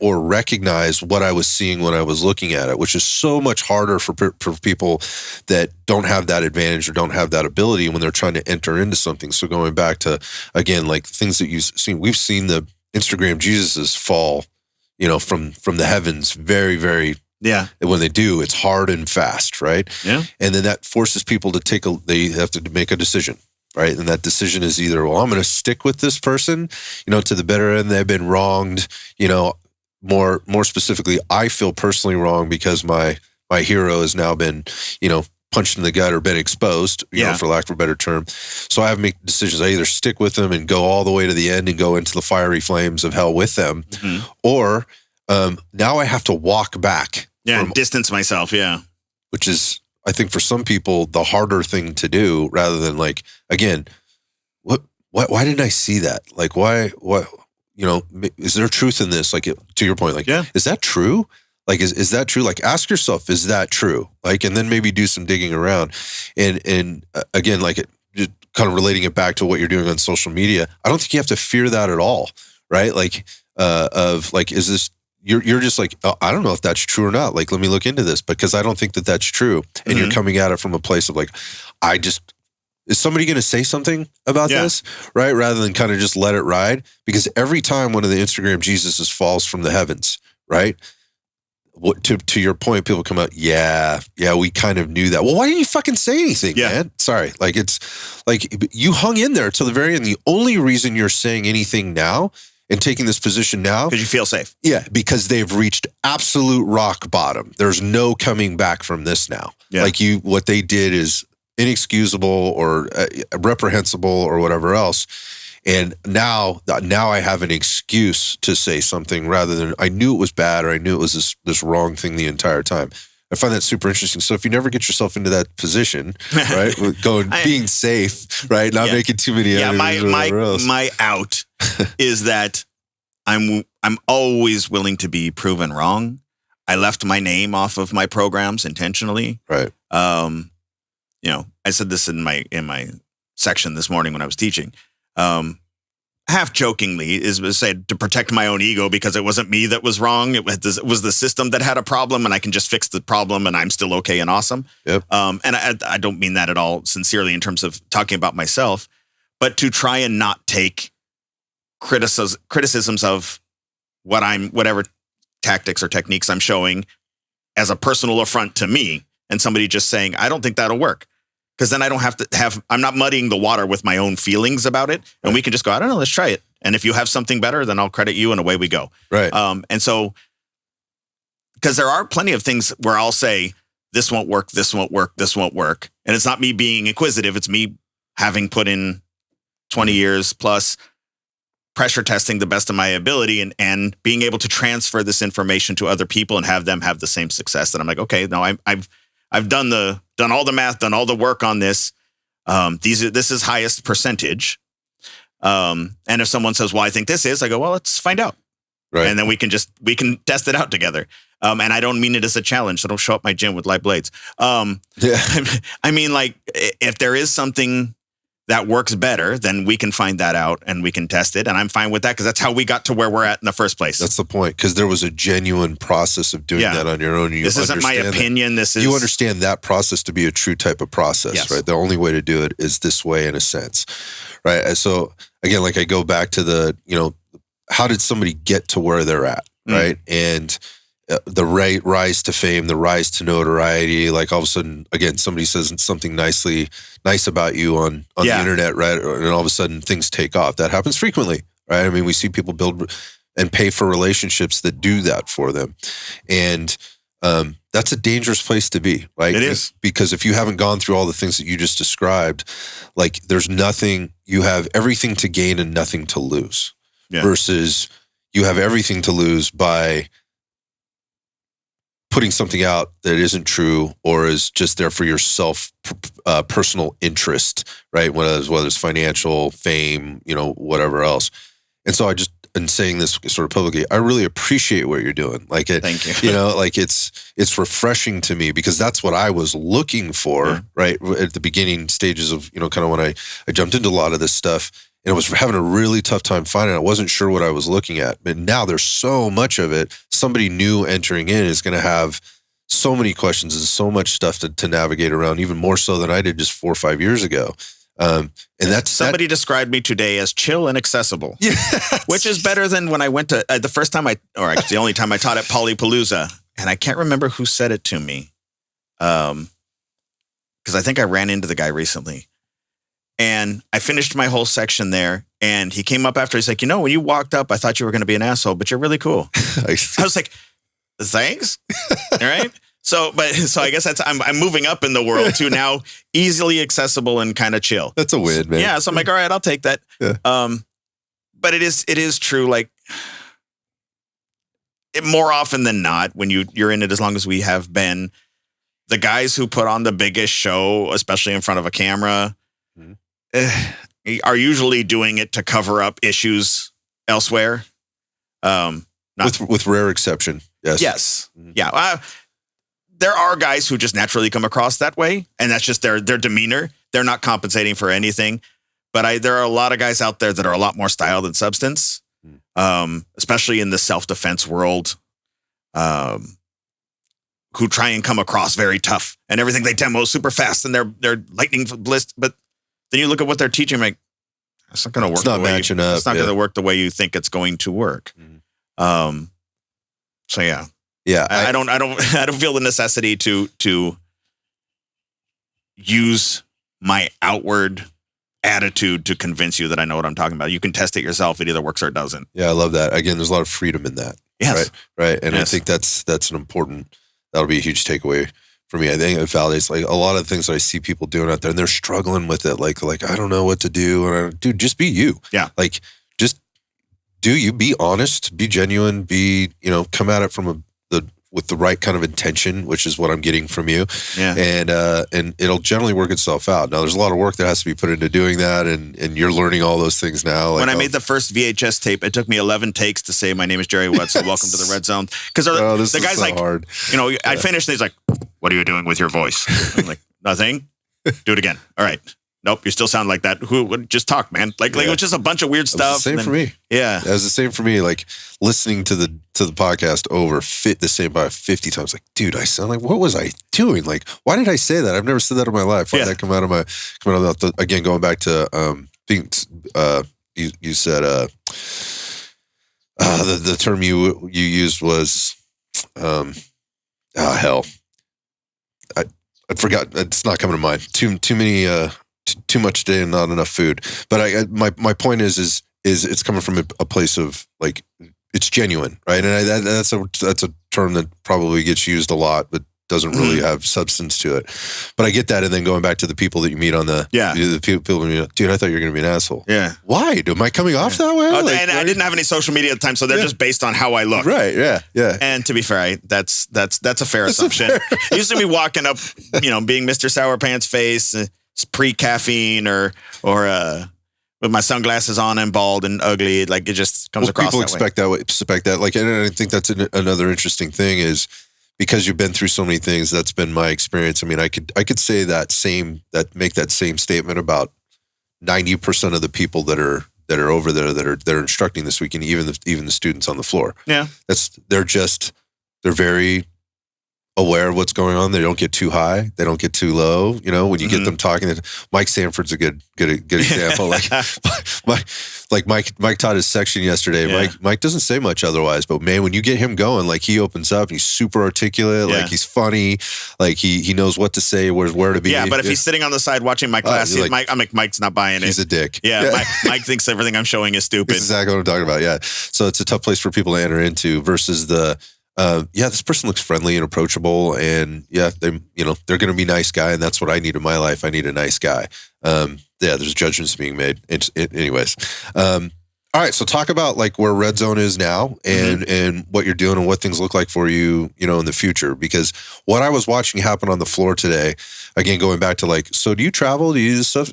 Yeah, I've been doing this for a really long time. Yeah. That was clear to me, right? From a presentation perspective, I loved how I watched what I was watching in terms of you deconstructing the thing that you were doing. We do not need to get into the details of that for a lot of reasons, but how you deconstructed it. It wasn't even like this is the end state we're looking for. It was like, what are the problems that exist? Yeah. Right. So throw all those things out at me, and there was a lot of hesitation in giving you because whether it's like I'm nervous, I don't want to answer and have the wrong answer, from the audience, but it's again, most things are end state focused. Like if it's a points-based system, what's my goal here? Yeah. I need to, take control. I need to work to submission. I need to get whatever the thing is. This is it again with what you're teaching. Again, when we're talking about the knife defense stuff, like there's a lot of problems there that don't exist in a lot of other places, and I think that's why people are coming to you. Like, I don't know what they are, Jerry. Tell me what they are. And then on the flip side, in the combat sport, there's a lot of problems there that aren't going to be present. Correct. Right. So how do we? That's why it's like, okay, let's be very clear on what the problem is that we're trying to solve. Right. And what are the risks involved, and then what skill sets do we have that we can bring to bear in this situation. Right. But yeah, no, the crew today worked really hard. It was really nice being first, because everybody was fresh. Yeah, they were fresh. Yeah. I got them after you. They were a little. That's what I was telling you about. I don't know how much they're taking in or they're not. Yeah. As far as Red Zone threat management right now, so the programs that we run, we have a Red Zone Prime, which is our foundational empty hand skill set. If there's not a weapon presented and I'm dealing with managing some guy who may or may not want to fight or may not be a threat, this is the whole curriculum for that. Good. And everything we do has the same principles attached to it because we're still managing another person. It just has different nuances depending on what's happening. So the Prime is our foundational curriculum. Then adaptive striking is basically where striking fits in the program, because typically most martial arts are striking focused, right? Jiu-jitsu and Sambo, things like, well, Sambo has striking, but Jiu-jitsu was very different from that, which is why another reason why it hit so well and why it worked so well before people knew what it was. Covered that. Yep. Yeah. So striking isn't really reliable to deal with a situation where I don't know all of the other variables, or the person may be bigger, stronger if I'm teaching it to women, right? Again, talking about the problems with women's self-defense. If it'll work for them, it'll work great for somebody who's big and strong and been training for a long time. So why not just do what works for them? Gotcha. So adaptive striking shows where the striking fits in our overall curriculum. We have the knife defense program, our ground fighting overview, which is street jiu-jitsu. It's grappling in a weapons-based environment. Okay. And then we have our Chrysalis program, which I haven't even put on the website yet, but I've been doing a lot of workshops on that, which is our women's self-defense curriculum. Women don't need their own martial art to be able to protect themselves. Again, if it'll work for them, it'll work great for big, strong athletes. Why not just do that? Mm-hmm. However, how you present the material does change. Their concerns are different. The way the situations they will find themselves in are different. And so helping them navigate good solutions in those areas and learning how to troubleshoot on the fly. Yeah. And they learn differently as far as men come in already thinking they can fight. They're just like, yeah, just show me the moves that I need to know because I can already fight. Give me the answers to the test, dude. Yeah, I'm like, but you can't. Like, I'd just knock them out from. No, you wouldn't. You can't hit. Women don't have those assumptions typically. The flip side is they either think they can't do things, and so you have to show them that they can, or they're just like, what is the quickest way for me to get out of this? Because they're not interested in the fighting stuff. They want to get out of here anyway. They get What's it. the escape? Yeah. Yeah. And the men, you have to kind of try and tell them, you can leave now. You mean run? Screw that. Like okay, well, then are we talking self-defense versus ego-based? So when you give them their own space to train, also women are a lot more forthcoming. Like if I ask if there's questions, friggin' all the hands go up. And if you say, hey, give me feedback, the hard part is it becomes story time a lot. And everyone's got a story about this one creepy dude who did this thing, right? That they're all very clear on what the problem is. And that crosses way out of self-defense into a lot of other things too. This is very, again, this is a true statement, right? Uh-huh. It's not a dig. It's not, we're just different that way, right? Yeah. So once you understand it, then you can give them the best you can give. And you're not trying to force them to train like dudes, right? And that's the problem is there's machismo. I've even seen women who will harass other women for not training with men enough. But I'm like, you don't know what her background is or what she may have encountered. Maybe getting on the ground with a guy on top is not something she's ready for a variety of reasons. So then what? No training for her? Or, I'm saying, like, force her into this? This was a really good post, actually, that you put up. You can find that there where you were talking about this very thing. It really caught my attention. I was like, yes, finally somebody's talking about this. Just talking about the nuance that exists in how you train. Not what to train, but how you train them. Yeah. It's always weird when you're like, you have to do this. Women need to be training. I'm like, well, depending on what they're trying to get out of their training, maybe they're dipping their toe in the water. And if you shove them in the water and they take on, they're going to be like, I'm done. I'm never doing this again. I'll just take my risks that nobody will ever assault me because I'm not dealing with that. Right. Anyway, that was a long explanation. Yeah, but anyway, so we have Chrysalis program. Yes. So we have that. This year has been really great. And part of it's because of the success of the Combatives Summit. More of the word got out there. And then trying to step my game up with the social media stuff, which I did about halfway through the year. So more people were aware that I travel for these things. And it's fun. I didn't start traveling to teach until like 2016. And literally through social media, someone said, hey, would you consider coming to Germany? Oh, it was right after one of my books came out. And then they were like, it was the first book. And so I was like, yeah, that'd be awesome. And then from there, I got a gig in Czech Republic. And then, things evolve. Yeah. But I still couldn't leave the house that much because the kids were still young. There was still pick up and drop off between mine and my wife's schedule. Now my son graduated college. My daughter's in college. So I'm more free to move around now. So hopefully in 2026, I'll be able to pick up the traveling schedule a bit. Because I love the road show. I love being out there and being able to go to the different gyms and kind of check out the culture in the different gyms and hopefully add some kind of value that's outside of what they're normally doing. And allow people to tick some boxes.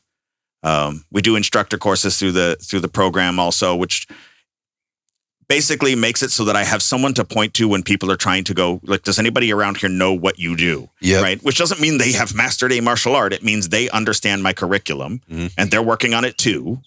Right. And so that I can at least endorse you because I know you know what you're talking about. So that's actually a really good topic, like just with like the instructor development type program and that process for people. It's popular to talk about that. Well, so how do you know he knows it? Yeah. So that's the question I would ask. Like, how do you know what is deserving of an endorsement? How do you handle that? I always view, especially if we're just using the knife defense program, it's a closed-end system. It's not a martial art. We're dealing with a very specific problem. And there's only a few things that actually work. It's like CPR. Right? You're taking a CPR class. And with some more studying, you can teach a CPR class.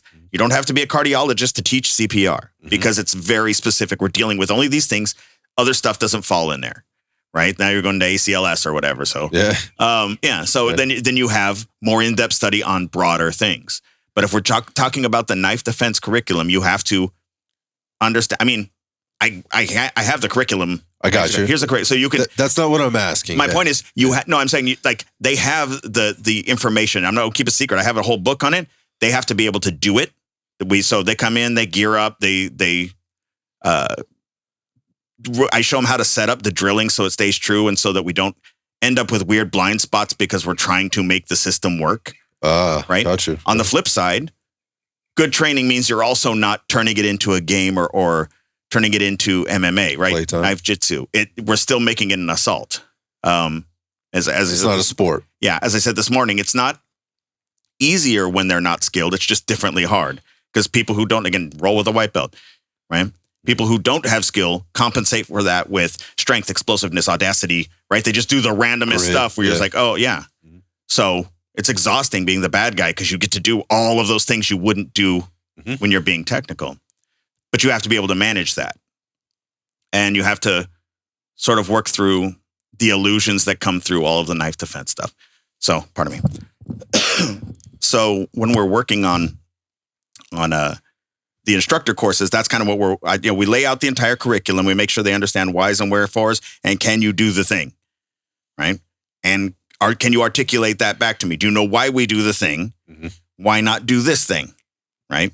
So it's not, can you follow the outline? Yeah, no. Right. Yeah, that won't work so much. Right. And it would destroy the brand anyway.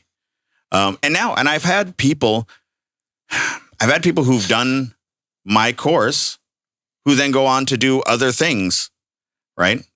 Fair. I will still say he knows my course. You know, whether he.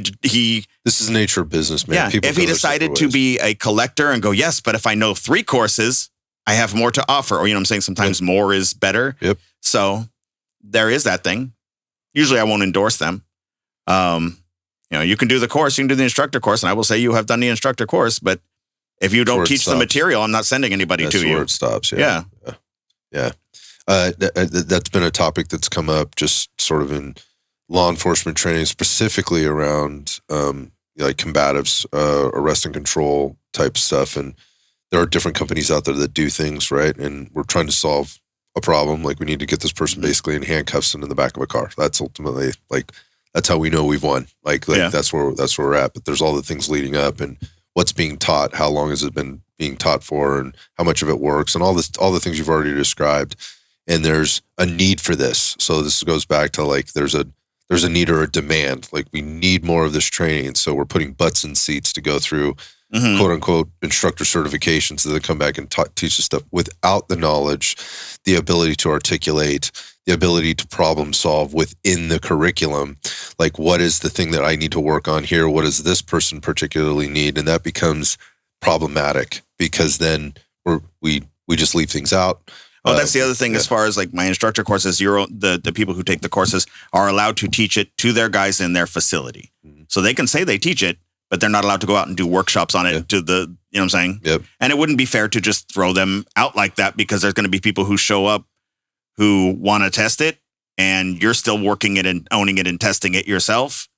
Right. So it doesn't work for either people. This way they still, they're still just doing it in their closed environment. Right. So at least they can offer it and say yes. And I can point people to them, go to Tony's gym in Colorado. He did the course. So, you know what I'm saying? He knows my curriculum. Gotcha. Which is who you brought with you today? No, Mitch is in Canberra. Right. In Australia. Mitch Langman is at Dark Carnival Muay Thai in Australia. He runs all the Australasia stuff. So he goes out and works with the guys in Thailand a lot. Okay. I've recently been, the last couple of years, been trying to go out once a year, but it's closer for him. So he can hop over there and do stuff over on that end. He does a lot of gigs with the AFP in Australia with the Red Zone stuff as well. He's 10 years younger than me and is a monster both in jiu-jitsu and Muay Thai. So he's a good guy to have in there. He's also a good guy to bring in to take the lumps when it comes to teaching these courses. The reps. And he gets the zoomies and he wants to go in there and do all the things. And so I'm like, God bless him. A lot of energy. Yeah. God bless him. He was in my morning section today. Had a lot of great questions. Cool. And, he was looking to just like, hey, how do I take this back and make it work? Anyways, it's exciting. Like, again, like I knew a little bit about it, but to your point, like I didn't know all the things because there wasn't a lot unless you really dig in and you talk to a lot of people, and there's only so much time and in digging they can. That's how we get information these days. Is we start looking up the social and go, how do I find out? Yeah. So anyway, to that again, I've complimented you on it. I think you just keep doing that, man. It looks great. Thanks. I'm not everybody's going to love it. I'm sure you understand that, and you know that. I certainly do. Honestly, I expected to get more pushback. I would appreciate it, but because even people who say nice things, I'm like, so they say nice things. I'm like, really? You are the person who inspired me to do that video. This was in a reaction to something you currently do. What do you mean? The irony. Yeah, that's funny. But that in and of itself, I think it's not just funny, but that's validation. Yeah. But it's validation that like people are just saying wildly crazy stuff sometimes, and they don't even maybe realize that they're doing it or that they're being talked about. How disconnected do you have to be? Yeah. Right. And where are you spending your time? You're just spending your time putting out stuff, right? But you don't even realize that other people are seeing that stuff outside of the likes and the shares, and people are talking about that stuff. That was important for me too. I kind of had a similar experience. I expect people to be like, who is this fucking guy? Yeah. Like he's never done any of that before. Like he doesn't compete. He's never been in law enforcement, whatever else. I'm like, I'll be first to tell you, yeah, I know. I've never done it. I'm just super curious about it, and I want to learn more. So if you want to sit down and have a conversation with me, I'll try to ask really good questions if I can, right? But the more conversations I have, the more that I become informed to ask the next better question, whatever it is. It's the same process in the martial arts and the things that we're talking about. Like, you have to go out there and you have to dig and you have to put yourself in uncomfortable situations and places you have zero clue about. I don't know what's going to happen here. It could be a little bit of a rough ride. This could be a little bit bumpy, right? And it could get bumped and bruised, but if you're not willing to do that, right, then you don't learn along the way. There is the, again, being Cliff, our good friend Cliff, is like, bullying needs to happen at some level, and I expected a little bit more of it than I've gotten, and in that sense, I'm grateful. But I question it sometimes, like how much of this stuff's really reaching people? Like, are they just thinking full of shit? Nobody's saying anything or whatever. Or I've got friends that are bullies that they're afraid. Yeah, I'm not worth arguing with. Yeah, exactly. Like again, imposter syndrome was the word I was trying to come up with. I don't think about that too much anymore. I just try to keep doing what I'm doing because it seems to have kind of worked. And man, like I said, I love what you're doing. I'd say freaking keep doing that. It looks great. It's something like when I look at stuff, and I think you sort of alluded to this early, like whoever's listening to it, what can they take from it? Like but if my friends heard it, like would they be like, Scott, what are you doing, man? And at the same time, like if they have that question, I would expect them to call me, right? Or send me a message, dude, what's up? And I have friends like that. They're like, bro, you had this guy on, and like, why did you have him on? Well, here's my reasons why. Or, you said this thing, I don't understand. Like, what's that about? Like, thanks for asking. This is where I'm at. And sometimes that's really constructive. Well, you might want to think about it this way, man, because I'm not sure if that's the right way to, to be thinking about that. I'm like, thank you for telling me that. Thank you for telling me that. Now I'm more informed to go at this a different direction. So if you got that in your life and you feel the freedom to do that. And I was going to say, and honestly, it's a load off when you have permission to go, I don't know. Yeah. I have to work on that. Oh, sure. Yeah. So that happened during my thing. Somebody, I think it was Mike, asked me like, why do you do things this way instead of this way? I'm like, I don't know. Show me. And I go, honestly, was it Aaron? Aaron came after. Yeah, okay, Aaron heard me and Mike talking, and then that's what it was. Came over. Yeah, same thing. Because I'm like, I don't know, because this is how it evolved for me, but I can see what you're doing. And then after we talked, I'm like, oh, but I can see why you're having this problem because this, you know what I'm saying? Yep. But like I said, we're free to troubleshoot on the fly. That's how we got to where we're at. Yeah. And I'm not married to any of this. If something better comes along, then that'll be the, Mikey special, right. Or the Aaron special, whatever, and we'll just make the adjustment and go on our merry way. You'll call it that. Yeah. I don't have a problem just saying I don't know yet. Let's figure it out. Yeah, it's refreshing. And I appreciate it. Yeah. Cheers. Yeah. I don't need any credit because it's easier for me psychologically just to go on and go, I don't know, let's move on. Than to try and defend my way as the best way. I think there's a lot of people that wish they felt the way you feel, right? But they've locked themselves into something where they've created this online personality, or they can't they've created their right and left parameters or gutters have gotten really tight on them, and going back to like the box, fitting into the box, the walls have closed in on them, and there's not much more room for them to move about the cabin. Yeah, and I think that is a byproduct of not having a proper test for whatever it is that you're teaching. Mm-hmm. So there's not a confidence level in letting things evolve and being able to troubleshoot. You just have to you're married to your answer, and that answer has to be the answer. When I watch the guys, when I sat in with Brian and Scotty and Cole, and they're exchanging ideas. Well, why do you do that? No, I don't like that because, and they're just everyone's going back and forth, and nobody's defending their position. They're explaining their thought process, the rationale. Yeah. And someone goes, "Oh yeah, that's probably a better way to do it," and we move on. Yeah, and it's not a thing. And these are all monsters on the map. Yeah, right. In their own right. Yeah. I love that. It's one of the best parts about this place. Yeah. And unless you come out here and experience it, you'll never really know. So anybody that's listening to this, Combatives Summit is a very interesting place. Yeah. No matter where you're coming into this. I think I say this on every one of these that I do with guys from this, because there's outside people looking and go, these guys are saying a lot of the right things. Like, I'm new to this. I'm not really sure. I've been doing this other thing for a while. And yeah, I've seen some weird stuff happen in my school, like they're throwing rubber knives on the mat or plastic guns or whatever. And okay, like I get it, but it's different than what I'm hearing these guys. And they're thinking about coming, and they're thinking they're going to get their asses kicked, and it's going to be everybody's getting beat up here. It's not that at all. Not at all. It's not at all. Yeah. No, it's a great opportunity to train with. And when I say monsters, I mean it as a compliment, not in a personal thing. Correct. I say it to people who are listening. You know what I'm saying? Like, you'll get guys who are very accomplished or very skilled and very athletic. And if they partner up with somebody who's none of those things, they know how to handle their business. Yeah. You wouldn't know that they weren't just friends. Like, they're just in there working together, right? You're lucky if you get somebody who's that monstery, because they usually are able to dial it up and down. There's not because they train. Yeah. There's not that jockeying and posturing and kind of puffed up stuff you get at, like, say, a jiu-jitsu seminar. Because they train. Yeah. And they've done it for a long time. They know how to train. They know there's etiquette at some level, right? And there's an acknowledgement, verbal or nonverbal, of what's happening here, and it's consensual, maybe is the way to kind of put it. And I think everybody, because of the cross-training nature of what we're doing, everybody's newer at certain areas. Yep. You know what I'm saying? Like, you get guys who are really good shooters who haven't done much jiu-jitsu or finally just started, jiu-jitsu.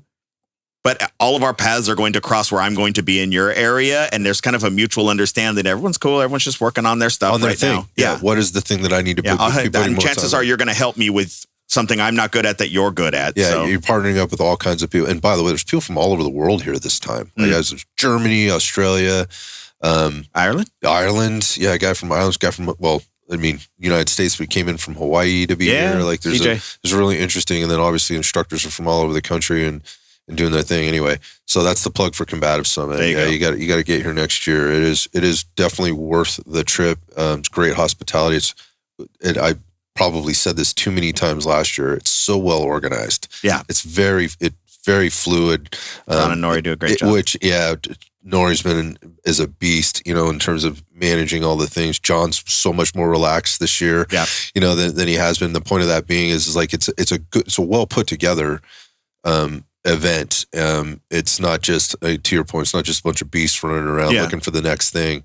And it's not a Wild West testing ground. No, it's not. Yeah, or having weird, like, tribal things where guys from different groups are like, it's. So I get where people would from the outside looking in be a little bit afraid of coming in and being exposed, right? Sure. Right. Or of it being, a ego pissing match kind of thing. And I could see where people from the outside. Yeah. If your ego's not in check and you've made too many claims to your prowess to be able to actually back up, that's kind of a you problem. Yep. But it's not going to be because anybody went after anybody. Correct. Nobody's being attacked. Yeah. In fact, everybody's gotten an invite, more or less, right? Like, wherever they stand on those different things, and they make the choice. You got invited, man. Come here and check it out. Anyhow, so again, the plug is get here next year. It's an amazing event. I'd have major FOMO if I wasn't here this year. I'm really glad it worked out for us. So, And I'm more glad that we got the opportunity to sit here and chat, man. This is really good to learn more about you and kind of have the conversation I've been looking forward to for several months now, almost basically a year. Yeah. But certainly over the last couple of months, as I've learned more about you and kind of just been observing what you've been doing and how you've been doing it. And then even our offline conversations here, man. This has been fun and it's super refreshing. I'm glad I did. Hopefully I didn't shatter too many things. Well, this wasn't how I thought it was going to be. Much like the guy who thought you were going to be an asshole. This didn't go the way I thought it would at all. Yeah. We're still editing. Yeah. No, maybe that's a good thing, man. You're blowing some minds and, again, getting people to think a little bit differently. And, but yeah, man, just sharing time with me, stealing you away from the conference to be here on the porch for a couple hours here has been, I really appreciate it. I appreciate your time. I appreciate it, man. Thank you. Thank you.